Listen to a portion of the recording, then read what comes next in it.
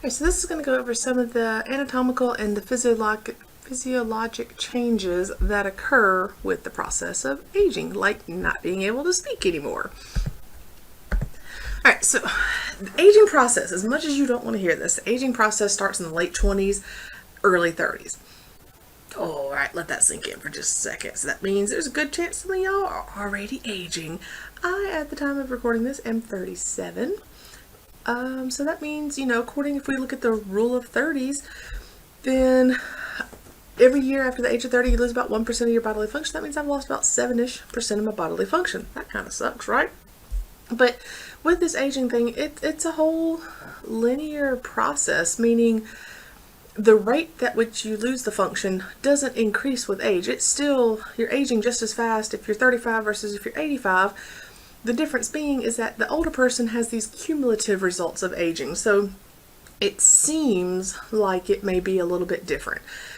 Now, there are things that can affect how well you age or how poorly you age. Genetics play a big part in it. Pre-existing diseases, diet, activities, what toxins you've been exposed to, activity levels, and some other psychosocial characteristics, depression, active social life, that kind of stuff. All of these things can affect and potentially either accelerate or decelerate the process of aging, or the effects of the aging, maybe is a better way to say it. So, some specific changes. Changes in the respiratory system. Overall, you have a reduction of your respiratory capacity as you age. It undergoes a pretty large reduction over time.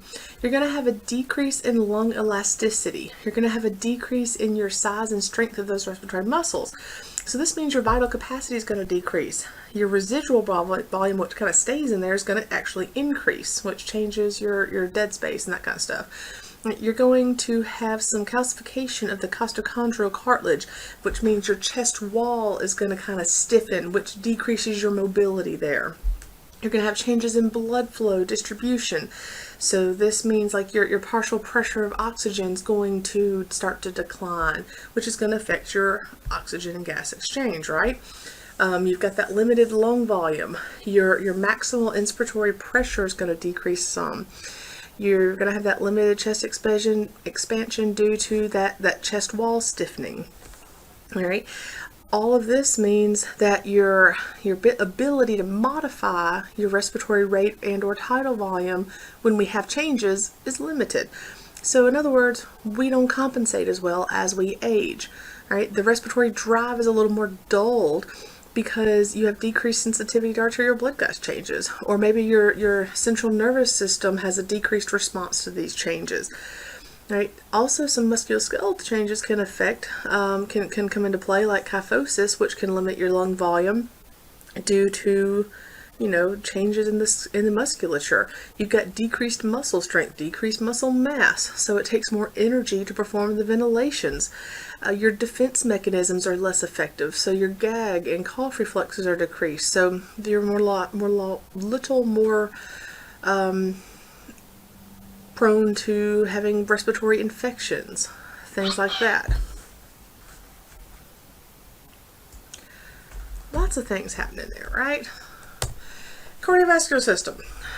I'd like to tell you it gets better, but it doesn't. So the cardiovascular system is also going to decrease in efficiency as you get older. All right, the heart is going to have some hypertrophy, which means the more the muscle works, the bigger the muscle gets, right? So the heart's going to start to enlarge a little bit. Which the problem is that, you've got this chronic afterload problem from stiffened blood vessels that have stiffened due to age, loss of elasticity there, which means the heart's working harder, which means the muscle gets bigger, which means eventually it becomes less effective. Right? You've got atherosclerosis, which is going to add to your hypertension. This is why we have a tendency to see elderly people with higher blood pressures. Is directly linked to this most of the time. All right, you've got that vascular stiffening. You don't have as much collagen and elastin production, so not only does that affect your skin, but that also affects your actual vessels in your body. All right, you've got aortic sclerosis, where the aorta itself, the valve, can kind of stop opening all the way, which is going to decrease your blood flow. like I said, you lose that elasticity, higher blood pressure, so which that's going to change your risk for, peripheral vascular disease. You may have that dependent venous pooling, so they're more prone to the enlarged vessels and decreased preload coming back to the heart, which means they're also at a higher risk for ulcers, like pressure ulcers specifically, not like in the stomach. All right. You also will have some changes in the electrical the electrical conduction system in the heart. The number of pacemakers in the SA area decrease with age, so they're a little more likely to go wonky on you. That's why you have more people with older people with AFib and things like that. All right, some of these changes in the conduction can make it more prone to bradycardia, which could lead to decreased cardiac output. The SA node itself may fail. That leads to your AFib, irregular heartbeats, more clots, that sort of stuff. None of that's good. The conduction system is not going to be able or may not be able to compensate as well for decreased volume or increased cellular demand by jacking up that heart rate and producing a faster heart rate to make up for cardiac output. So you can't compensate as well for some of these changes. Now, some of these cardiovascular performance issues are a result of more of a sedentary lifestyle instead of just a direct consequence of aging. So this is really one of those areas where the activity level and health and stuff really plays into this part of it. Moving on to the nervous system. So we know the brain is responsible for coordinating all of the other body systems, right? Well, as the function of the body starts to go down, so does the mental function of the brain itself. The brain's going to kind of decrease in weight and volume and size, all right? And when the mental function of the brain starts to decline, the regulation of the body functions also starts to decline, or could start to decline. So respiratory rate and depth, the pulse rate, the blood pressure, your impulse for hunger and thirst. Do you ever notice how some older people just really don't seem to be thirsty or hungry? It's because their impulses to do so are not being sent as strongly from the brain. Your reflexes start to slow, which means you're more likely to become injured. Think, how long does it take you to move your hand away from a hot surface? Well, if your actual reflexes are slower, then it's going to take you longer, more likely to have a significant injury. Temperature regulation and perception changes in aging. I remember my grandmother, she had Alzheimer's, and I lived with her after I graduated from college for a brief, about a year and a half or so, taking care of her until she needed more care full time. And I remember I would wake up and it'd be August. I remember August, it was like 100 degrees outside already in the morning time. And I would wake up sweating because B had the heater on. Because she literally had the heat on about 75 because she was cold. Her temperature regulation just wasn't what it used to. Her body couldn't regulate temperature, so she stayed cold all the time. She'd have on a sweater and it'd be 110 degrees outside. So we had to work on that one. That was rough. Right, you'll also have some sensory changes, and these are all the senses, right? So the most common is going to be visual disturbances. Cataracts and glaucoma are probably the two most common ones. Cataracts is just a hardening of the lenses over time, and then glaucoma it causes damage to the optic nerve because of your intraocular pressure going up. Now, both of these can be treated when caught in time, but a lot of times they'll ease up on somebody and they'll sneak up on somebody until we finally realize, oh, hey, there's a problem. Some other changes you may see, difficulty driving at night or seeing at night. I know my mother's, what is she? She's 22 years old, so she's like 65-ish. No, she's 65. I can't do math right now. She's not quite that old, but she's in her late 50s. She might be 60 now. But nonetheless, she doesn't like to drive at night because she can't see as well at night. They lose some of that ability to adjust to rapid changes in light and color perception and depth perception and things like that. They have a tendency to develop this presbyopia, which is the farsightedness, and that's because that lens itself is less elastic. They also may start having difficulty differentiating between colors, especially if they're very close in color. So these vision changes, it really affects their independence. If you can't see as well, if you can't drive around, you may be reliant on other people to help you.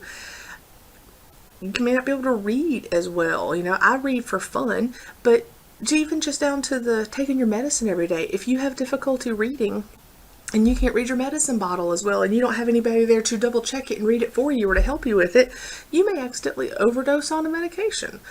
Driving a vehicle, you may get more accidents. That happens a lot too.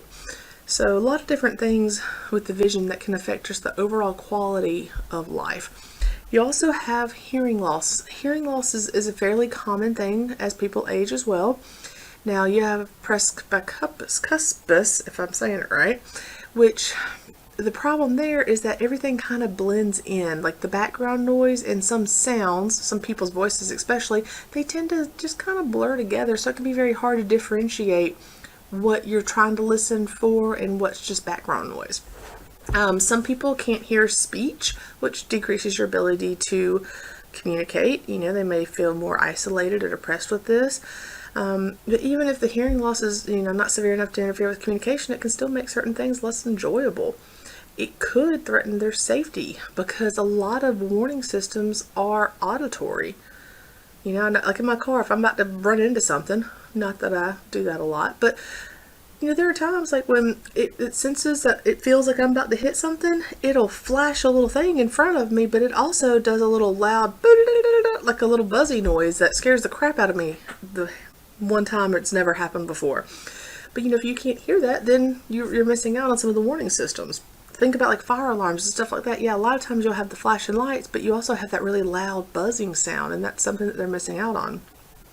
Now, hearing aids are fairly common in the US, but they are expensive. If you ever have to transport somebody who has hearing aids, one, try to take them with you, but be careful with them because they're very, very expensive, okay? But they're basically a microphone and an amplifier, and there's different varieties. Some are like this one in the picture where it kind of fits, part of it fits in the ear canal and then goes over the ear.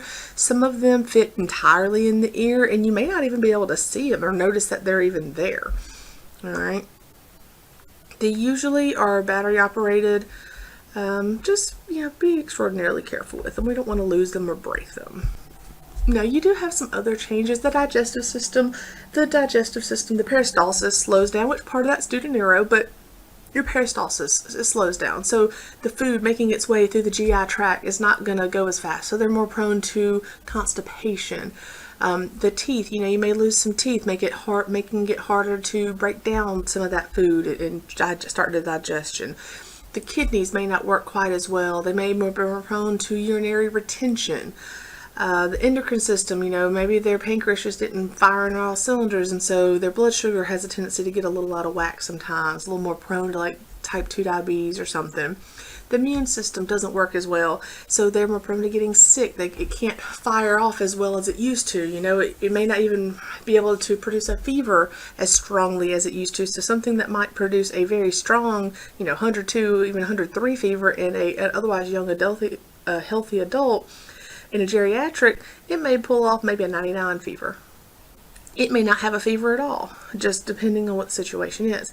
Then tegumentary, you don't have that collagen and that'll last, and so your skin gets a lot thinner. It gets a little more crepey and wrinkly looking, and it's more prone to tearing and things like that. Well, that's going to affect like our IVs and how the pressure we're putting with our tourniquets and how all that stuff kind of works.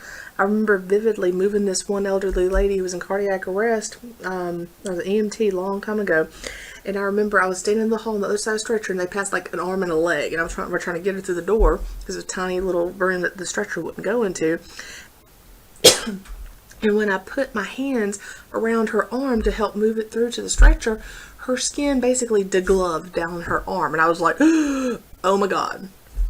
But it was just, she had no elastic. I think she was like 90-something years old.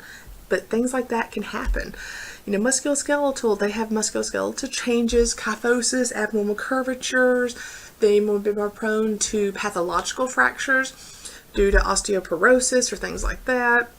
Muscle mass in and of itself is lessened, so they may not have the reserves to generate heat. Let's say if they get too cold, things like, just down to the nitty-gritty little stuff that you don't really think about.